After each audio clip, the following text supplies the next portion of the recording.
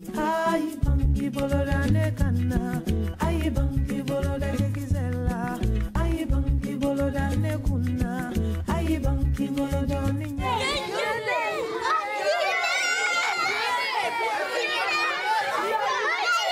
que les élèves attendent avec tant d'impatience, c'est Lionel Gros. Il est venu raconter son dernier périple à vélo.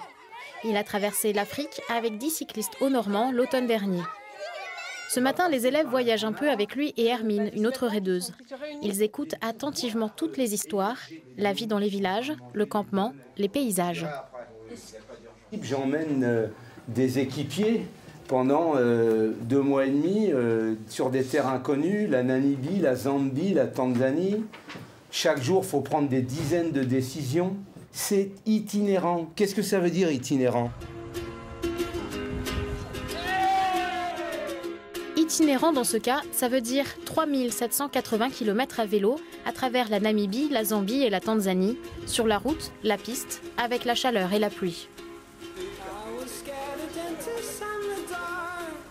Le raid a duré environ 2 mois. Pendant qu'ils pédalaient en Afrique, les élèves de CE2 ont suivi tout le parcours sur le site internet du raid.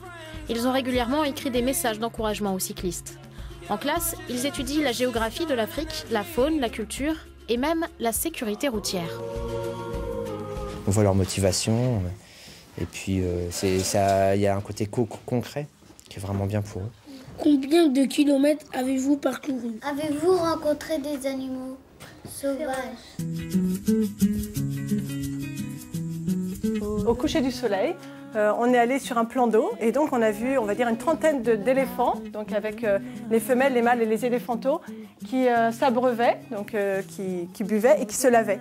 Une scène paisible, c'était magique.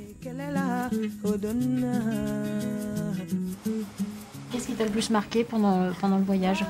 Les chutes Victoria. Pourquoi? Déjà, je connaissais dans un dessin animé, mais quand je les ai vus en vrai... Une quarantaine de classes comme celle-ci a suivi le voyage. Depuis qu'il est rentré en France, Lionel fait le tour des écoles. Il organise des raids depuis 20 ans dans le monde et il veut transmettre sa passion pour le vélo et les voyages.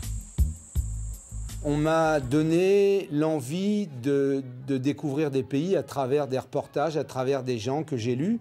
Et ma mission aussi, c'est de démontrer que le monde s'ouvre et puis de découvrir le monde comme l'on le fait en vélo, c'est magique.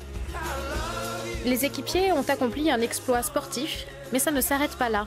Certains n'avaient jamais voyagé aussi loin, et puis ils ont dû vivre en groupe, sous tente, pendant plusieurs semaines.